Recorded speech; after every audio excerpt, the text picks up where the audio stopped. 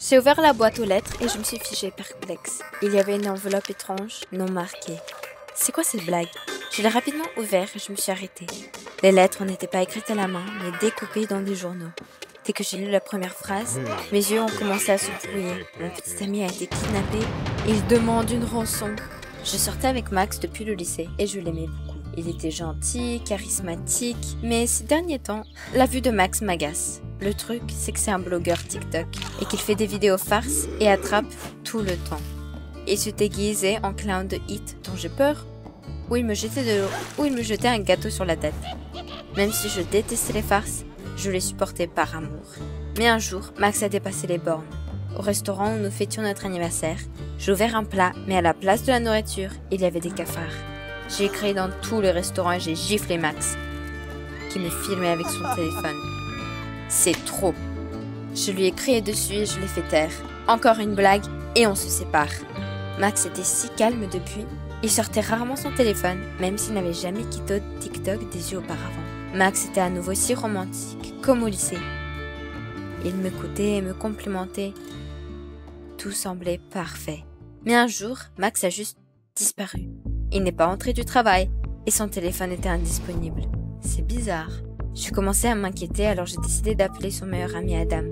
Ils se sont rencontrés à l'université et ils traînaient ensemble depuis. Dans leur groupe, il y avait aussi le colocataire de Max à l'époque, mais ils se sont brouillés. Adam a décroché le téléphone presque immédiatement. Il m'a dit que lui et Max n'avaient pas parlé depuis des jours. Je ne pouvais pas cacher mon anxiété. Où était-il, bon sang? J'ai appelé les collègues de Max, mais il s'est avéré qu'il ne s'était pas présenté au travail depuis des jours. J'ai paniqué. Et s'il avait eu un accident? Des pensées effrayantes me traversaient l'esprit et je n'en pouvais plus. Nous devrions appeler la police. Mais après m'avoir écouté, ils ont bâillé. Vous pouvez déposer un rapport de personne disparue 3 jours après la disparition. Et ils m'ont raccroché au nez. Je n'avais pas les idées claires. Et si Max était vraiment en danger, il trouverait un moyen de me faire savoir si tout va bien. J'ai recomposé le numéro d'Adam et en bégayant, j'ai décrit la situation. Il a essayé de me rassurer et a dit qu'il serait bientôt là. Je l'ai à peine attendu. Quand il est arrivé, je suis montée dans sa voiture et on est allé directement à l'hôpital. Je devais découvrir si Max était là. Mais ni le premier ni le 5e hôpital ne l'avaient. Je ne savais pas si je devais être heureuse ou pleurer. Même si Adam essayait de me rassurer, je ne pouvais pas m'arrêter de m'agiter. Max, où es-tu? Et puis le dernier hôpital. Le cœur serré, je suis entrée et j'ai demandé à la réceptionniste si un type d'une vingtaine d'années, brun, grand... La réceptionniste a hésité et, fronçant les sourcils, a déclaré que oui, ils ont quelqu'un similaire. Mon cœur a sauté un battement. Est-ce que ça pourrait être Max? Sur des jambes raides, je me suis dirigée vers la chambre où l'infirmière m'a emmenée. Mon cœur sautait hors de ma poitrine.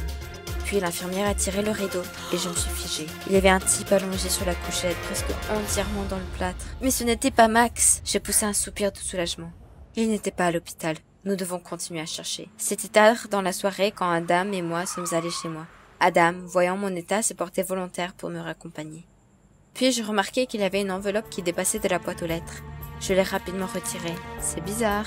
Aucune marque d'identification. Et après l'avoir lu, je ne savais pas quoi penser. Max avait été kidnappé, on exigeait de lui d'énormes sommes d'argent, ce que je n'avais jamais eu de ma vie. Mes yeux se sont brouillés, mes jambes se sont dérobées. Adam m'a récupéré au dernier moment. Et il m'a apporté dans le salon, m'a apporté de l'eau et m'a couvert d'une couverture. Je me sentais un peu mieux. Mais mon esprit était toujours sur la lettre. Qui étaient les kidnappeurs? Pourquoi voudraient-ils de Max? Et s'il revenait ici? Un frisson m'a parcouru et Adam m'a demandé tranquillement s'il devait rester avec moi. Oui, s'il te plaît. C'était effrayant de penser même à être seule dans la maison. Adam s'est installé confortablement dans le salon, mais je ne pouvais pas dormir. J'avais peur que les kidnappeurs allaient faire irruption par la fenêtre. Je suis venue voir Adam au milieu de la nuit, enveloppé dans une couverture, et il a compris sans un mot. Et puis je me suis endormie sur le canapé et il s'est endormi sur le sol à côté de moi. J'étais si reconnaissante qu'elle ne m'ait pas abandonnée dans cette situation. Quand je me suis réveillée, Adam était déjà debout et préparait le petit déjeuner. Il a fait une belle omelette, mais je n'avais pas beaucoup d'appétit. Je ne savais pas quoi faire et j'étais désespérée. Mais Adam a dit qu'on ne pouvait pas attendre. Nous devons appeler le numéro sur la lettre d'enlèvement et obtenir les détails. J'ai hoché la tête et Adam a sorti son téléphone. Il y a eu de longues bips et à ce moment-là, j'ai oublié comment respirer. Puis le téléphone a émis une voix de l'au-delà. Apporter 100 000 $ au parc municipal. Et ils ont raccroché. Nous avons essayé de les recomposer, mais personne n'a répondu. Merde! Je me suis couchée sur le canapé et j'ai couvert mon visage de mes mains. Où vais-je trouver une telle somme d'argent? Adam surtout, il est encore à l'université. En me voyant comme ça, Adam a caressé mon épaule en souriant tristement. Tu ne dois pas te décourager. 5 minutes plus tard, nous appelions déjà tous nos amis et connaissances pour leur demander d'emprunter de l'argent. Et le soir même, nous avions déjà une bonne somme. Mais il n'y avait toujours pas assez pour la rançon. Les larmes me montaient aux yeux de fatigue et de désespoir. Où trouver l'argent? Et puis Adam expirait. Je sais où, mais quoi? Je m'en fiche maintenant, je ferai n'importe quoi pour Max. Il doit être si effrayant en ce moment. Nous devons le faire sortir. C'est alors qu'Adam avouait que le travail était illégal. C'est un casino. Il a été surpris que j'ai dit oui sans réfléchir. Et déjà le soir, nous étions au casino. Adam a dû tricher, j'ai dû aider en distrayant les autres invités. Je devais porter une robe rouge révélatrice pour faire ça. Au début, j'étais terriblement gênée. Je recevais des regards dévorants et je me sentais embarrassée. Mais à un moment donné, Adam a pris ma main et l'a serrée fort. J'ai compris que je ne pouvais rien craindre avec lui. Et j'ai commencé à me comporter de manière beaucoup plus courageuse. Petit à petit, nos gains ont augmenté et j'étais déjà heureuse. Nous avions accumulé la somme manquante. Il ne restait plus grand-chose. Et dans le dernier match, j'ai soudainement remarqué qu'Adam avait une fausse carte qui tombait de sa manche. Oh mon Dieu, ils vont le voir. Je me suis rapidement baissée pour la ramasser quand soudain un des hommes a crié « Tricheur !» La peur m'a saisi lorsque les doigts épais de l'homme se sont enroulés autour de mon poignet et m'ont tiré vers lui. Non, c'est un malentendu. Personne ne m'a écouté, c'est fini. Mais soudain, Adam a repoussé l'homme et lui a donné un bon coup de poing. Avant que je m'en rende compte, nous étions en train de sortir du casino. Pour la première fois, je courais si vite, ne remarquant rien autour de moi, car j'entendais clairement. Nous sommes poursuivis. À un moment, Adam m'a tiré derrière les poubelles et on a fait une embardée. Mon cœur battait la chamade et mes yeux étaient flous, mais bon sang, c'était génial. Et surtout, nous avions maintenant le montant manquant. Déjà le matin, nous avons mis tout l'argent dans un sac et nous sommes allés au parc. Mais il n'y avait pas du tout de kidnappeurs là-bas. Je commençais à m'inquiéter quand soudain mon téléphone a sonné. Un numéro que je n'ai pas reconnu. Fronçant les sourcils, j'ai décroché le téléphone. Immédiatement, la voix de l'au-delà m'a ordonné d'attendre. La voix semblait vaguement familière. Quelque chose de similaire s'était produit auparavant quand Max m'avait fait une blague au téléphone. C'était bizarre. Mais avant que je ne le sache, une voiture noire est arrivée au coin de la rue et s'est arrêtée juste devant nous. De grands hommes sont sortis en courant. Et quand ils m'ont vu avec mon sac, l'un d'eux m'a jeté vivement sur son épaule. C'est arrivé si vite que je n'ai pas eu le temps de faire un bruit. C'est là qu'Adam est venu me sauver. Il a frappé le grand gars qui m'avait attrapé. Il a reculé un petit tubant et m'a laissé partir. Mais l'autre arrivait sur lui par derrière. Oh non! Adam, derrière toi! Au dernier moment, il a esquivé et a frappé la deuxième fois. Je pensais que les brutes allaient encore nous attaquer. Ils sont restés là, les poings serrés. Et je dis adieu à ma vie dans ma tête.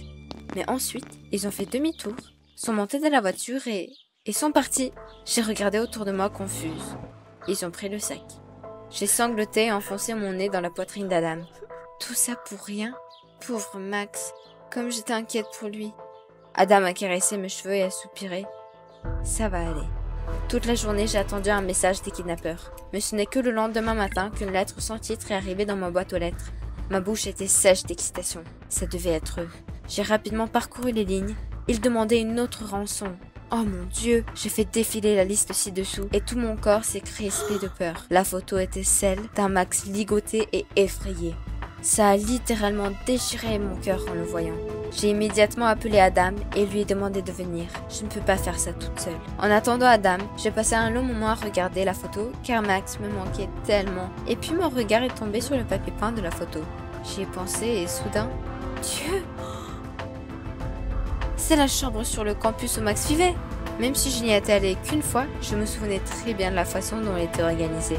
Attends, c'est l'ex-colocataire de Max qui l'a kidnappé? Oh mon Dieu, il y a une raison pour laquelle ils sont battus avant. Max disait toujours que ce gamin ne l'aimait pas. J'ai immédiatement pris le téléphone et appelé la police. Il va payer pour tout. Juste à ce moment-là, Adam s'est garé. Je me suis dirigée résolument vers sa voiture. On devait aller au campus. J'ai brièvement expliqué la situation à Adam en sortant et il était choqué. Il pensait que le colocataire de Max avait toujours été si calme, si tranquille. Il y a des diables dans les endroits calmes. Nous sommes arrivés au campus en même temps que la police et avons rapidement trouvé la bonne chambre. En une seconde, les flics avaient défoncé la porte et fait irruption à l'intérieur. Mon cœur sautait hors de ma poitrine. Je pouvais enfin voir mon Max. Mais dès que je suis entrée, j'ai vu Max en parfaite santé. Il a regardé les flics avec surprise. Et quand il m'a regardé, il a soudainement souri et a dit « Je t'ai fait un bon tour ?» J'ai reculé sous le choc. Il s'avère qu'il n'y a pas eu de kidnapping. C'était une farce de merde. J'ai fermé les yeux et serré les poings. C'est assez. J'ai fini. J'ai crié fort que Max était un crétin qui n'avait pas de cervelle et n'en a jamais eu. Et c'est fini entre nous. Max voulait courir après moi, mais les flics l'ont arrêté. J'ai vite découvert qu'il avait été assigné à des travaux d'intérêt général à cause de la sœur Ménor. Et Adam et moi sommes devenus encore plus proches. Au bout d'un mois, il m'a même demandé de sortir avec lui. Et bien sûr, j'ai dit oui. Parce qu'Adam, contrairement à Max, tenait vraiment à moi. Et j'ai compris que si un homme vous aime, il vous écoutera et écoutera vos sentiments. Vous avez aimé la vidéo? Inscrivez-vous et mettez un like. Soutenez la chaîne. Merci. Enfin, les vacances sont arrivées et j'étais impatiente de voir mon père après une année passée à l'université. La surprise m'attendait à la maison. Bonnier, l'ancien élève de ma classe, m'a ouvert la porte. Cette peste qui me traitait de grosse tête et qui volait mon argent pour la cantine. Je ne comprenais pas pourquoi elle était dans notre maison. À quoi? Elle m'a montré une belle bague à son annuaire. Elle s'est présentée comme la fiancée de mon père. Sans blague. Mon père était content de me voir, mais sans plus. Il était plutôt préoccupé par le dîner. Mes parents ont divorcé à cause de l'addiction de ma mère au jeu. Cette dépendance a joué un mauvais jeu sur tout, y compris moi. C'était pas facile, mais j'ai réussi à m'en remettre. Mon père a été très impacté par le divorce. 3 ans plus tard, il a sombré dans la dépression. On est devenus très proches et je l'aimais beaucoup. Je m'étais juré de jamais ressembler à ma mère. Une seule chose que j'espérais, c'était que mon père rencontre quelqu'un de bien. Mais pas Bonnet. Pas cette fille horrible. Pendant le dîner, elle n'a pas fermé sa bouche. Elle n'arrêtait pas de toucher ses boucles d'oreilles en diamant. Sans doute le cadeau de mon père. Ça a dû lui coûter une fortune. J'étais dégoûtée par son comportement. Alors, j'ai préféré d'aller ranger la cuisine. Bonnie est venue avec moi. Là, elle a voulu s'excuser pour tout ce qu'elle m'avait fait dans le passé. Et à la fin de son discours, elle m'a dit qu'elle aimait mon père sincèrement. Elle me prenait pour une cruche. Mon père était sous son charme. Il la couvrait de cadeaux. Mais je voyais clairement dans ce jeu. Mais malheureusement, pas mon père. Les vacances venaient de commencer. J'avais du temps devant moi. Et j'ai décidé d'agir. Tôt ou tard, cette fille allait finir par montrer sa vraie nature. Quelques jours plus tard, j'ai remarqué que Bonnie raccrochait chaque fois son téléphone quand quelqu'un rentrait dans la pièce. Que caches-tu, Bonnie? Les choses ne se sont pas fait attendre. Un jour, quand Bonnie était sous la douche, j'ai trouvé un bout de papier par terre à côté de son bureau. Un numéro d'un certain Karl. Tiens. Un amant? J'ai glissé le papier dans ma poche. Le plus bizarre encore, c'était qu'à chaque fois que mon père était retenu par son travail, Bonnie disparaissait de la maison. Une fois, je lui ai posé la question sur ses absences. À quoi? Elle m'a répondu qu'elle suivait des cours de yoga. Ah oui. Maquillée et habillée pour une soirée. J'ai appelé mon père pour lui demander. Je lui ai menti, disant que je voulais aller la chercher. À ma grande surprise, mon père était au courant pour ses cours de yoga. Il était même enthousiaste que j'accompagne Bonnie à ses cours, pour qu'on puisse tisser une amitié. Alors je m'y suis rendue. Sauf qu'en réalité, j'ai découvert que la salle était en travaux depuis des mois. Et Bonnie nous mentait. De retour à la maison, je brûlais d'impatience de raconter à mon père à propos de l'amant secret. Mais papa était là, complètement déboussolé. Une grande somme d'argent avait disparu de la maison. J'ai même pas eu le temps de dire quoi que ce soit. Mon père était déjà dehors avec quelqu'un au téléphone. Il m'a dit qu'il partait et que si à son arrivée, l'argent n'était toujours pas là, il allait prendre des mesures très strictes. Je n'arrivais pas à y croire. Mon père, qui avait toujours confiance en moi à cause de cette fille, il me soupçonnait maintenant. Je savais que Bonnet a pris cet argent. Il fallait la faire avouer avant que mon père arrive. Cette fois, J'ai décidé d'être plus prudente. J'ai pris le taxi pour la suivre. Pas de chance. Le taxi a eu la panne de moteur. C'était pas le moment de perdre cette fille de vue. J'ai arrêté la première voiture qui me passait sur la route. J'ai supplié le chauffeur de m'aider. Il était d'accord, mais ça m'a coûté tout l'argent que j'avais avec moi. La voiture de Bonnie s'est arrêtée à côté d'un hôtel. Un nid doué pour les amants. Je vous tiens enfin. Je me suis glissée derrière elle en la suivant vers l'hôtel. Mais à ma surprise, Bonnie n'avait pas pris l'ascenseur, mais au contraire, elle était descendue au sous-sol. Bizarre. Elle avait disparu derrière la porte blindée, sans aucune fiche ni panneau. J'ai tiré le poignet. Derrière cette porte se trouvait une énorme salle avec des femmes bien habillées derrière des machines à sous. Un casino secret. Mais où était Bonnie? Je regardais autour. Je l'ai vue, dans la foule. Ah! Elle avait rencontré Karl, j'en étais sûre. Mais Bonnie s'est assise à une table de cartes. Je ne pouvais pas la laisser perdre l'argent de mon père. Alors, je me suis rapprochée et je lui ai jeté le papier avec le numéro de Karl, son amant. Explique-toi. Tout de suite. Elle a eu tellement peur. Elle a commencé à raconter à propos de son addiction, disant qu'il ne pouvait pas s'arrêter. Elle m'a supplié de ne pas le dire à mon père. Pas question. On a déjà subi un coup dans la famille avec l'addiction de ma mère. Pas toi aussi. 2 gars de la sécurité sont venus. Qu'avez-vous besoin? Un a pris Bonnie par le bras et l'a amenée quelque part. Mais qu'est-ce qui se passe? Le deuxième m'a demandé suspicieusement si tout allait bien.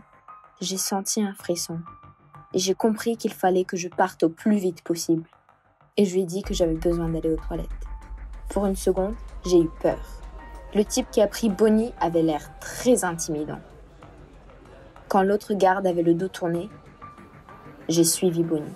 La porte de la chambre où il l'avait amenée était ouverte. J'ai regardé à l'intérieur et j'ai vu Bonnie debout devant un homme. Elle a appelé Karl et, en pleurs, il a demandé plus de temps pour sa dette. Mais Karl a fait signe au garde de prendre son sac à main. Le garde a répondu « Oui, chef » et le lui a arraché. Il a versé tout le contenu du sac sur la table et j'ai vu la liasse d'argent. Soudain, j'ai tout compris. Bonnie était une voleuse. Le chef a pris l'argent et l'a compté. Tout d'un coup, j'ai senti une main sur mon épaule et je me suis retournée. C'était le deuxième garde. Il m'a dit que les toilettes n'étaient pas ici. Je me suis précipitée vers la sortie, mais il m'a retenue et m'a menée vers l'office du chef. En me voyant, Bonnie s'est jetée vers ma direction, mais le garde l'a saisie. J'ai supplié qu'il me laisse aller, mais le chef a seulement hoché de la tête. En panique, j'ai essayé de m'accrocher à quelque chose et j'ai tiré sur la veste de Karl. Soudain, une carte en or du club de poker est tombée de sa poche. Une carte qui était donnée qu'aux meilleurs joueurs. Maman avait la même. Et soudain, j'ai eu une idée folle. J'ai attrapé la carte et je l'ai jetée sur la table devant le chef. Ce truc est donné à tout le monde. Je pourrais te battre facilement. Pour une seconde, j'ai vu ses yeux scintiller. Touché. Dans une voix vacillante, je lui ai offert de jouer pour la liberté de moi et Bonnie et l'annulation de sa dot. Si je perds, il pourrait faire ce qu'il veut de moi et Bonnie. Le garde a essayé de dissuader Karl, mais il lui a donné un signe et je me suis assise devant lui. Bonnie, tremblante de peur, m'a regardée avec de l'espoir. Je tremblais de peur. Le jeu a commencé et je passais dans ma tête des trucs et des astuces à ma mère. Qui aurait cru? Dieu sait pourquoi je gagnais. À la fin, je tenais dans ma main cette fameuse combinaison de flèches royales. Il ne me restait qu'une seule carte. J'ai tiré et mes espoirs sont partis. Le chef me fixait avec un air moqueur. Sans doute, il avait des meilleures cartes que moi. J'ai paniqué. Mes mains sont devenues moites. Il va gagner. C'est foutu. Quand tout d'un coup, j'ai senti une main sur mon genou. Bonnie m'a fait un clin d'œil. J'ai baissé les yeux. Un as de carreau était là. Une victoire sûre. D'un geste dominant, j'ai mis mes cartes sur la table. Bonnie, nous sommes libres, j'ai exclamé. Le chef est devenu furieux. Pas si vite, mes poulettes. À ces mots, les gardes ont commencé à nous encercler. Je me suis jetée pour éteindre la lumière et tirai de toutes mes forces Bonnie dehors. On courait en poussant tout ce qui se trouvait sur notre chemin. On était presque à la porte quand j'ai entendu le cri de Bonnie. La chef la tenait dans ses bras. Mince! Pas question de l'abandonner ici. Alors, avec une force incroyable, j'ai arraché Bonnie et nous sommes parvenus à se libérer. Des gens autour nous regardaient. Personne ne comprenait la situation. Une fois dehors, nous avons dû courir 3 quartiers pour que les gardes nous lâchent. J'étais très en colère comme Bonnie, lui disant qu'on s'est sauvé grâce aux lumières éteintes. À quoi elle m'a rayonné et a sorti des cartes de sa poche. Elle m'a dit qu'elle essayait toujours de tricher, mais sans résultat. Elle ne pouvait pas admettre que c'était à cause d'elle qu'on s'est retrouvés dans ce pétrin. Bonnie m'a avoué sa dépendance au jeu depuis son adolescence, ses parents alcooliques et le manque d'argent. Tout ça l'a poussée à trouver l'argent par d'autres moyens, jouer et racketter les autres. À ces mots, Bonnie m'a tendu la main avec tout l'argent qu'elle a réussi à piquer de la table dans le noir. Elle m'a dit qu'elle a décidé de vivre une nouvelle vie. Mon père, selon elle, ne voudrait pas de femme comme ça. Bonnie m'a tourné le dos et s'apprêtait de partir. Mais n'avait-elle pas besoin de soutien? J'ai rattrapé Bonnie et je lui ai dit que je ne dirais rien à mon père si elle allait se soigner. Elle était très touchée par mes propos. Elle m'a serrée dans ses bras. C'est en ce moment que j'ai pensé à ma mère. N'étais-je pas trop sévère avec elle? J'ai jamais essayé de l'aider ou comprendre sa dépendance. À notre retour, mon père était si heureux de nous voir ensemble qu'on a décidé de ne pas lui raconter la vérité sur l'histoire avec l'argent. Et qui sait?